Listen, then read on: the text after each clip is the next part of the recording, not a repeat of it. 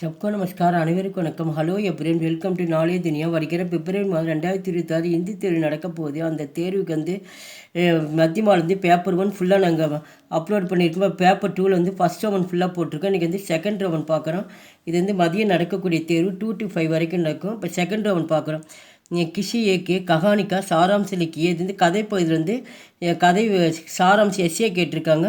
மொத்தத்தில் 3 கொடுத்து வந்து 1 கேட்பாங்க. மார்க் வந்து 10 மார்க்ஸு. ஃபஸ்ட்டு ஒன்று வந்து பகவான் சப்கா ஏக்குகே.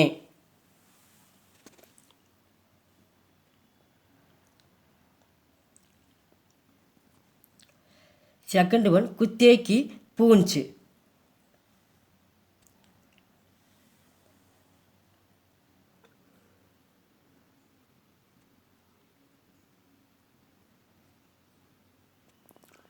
Third one சதுராத்மி.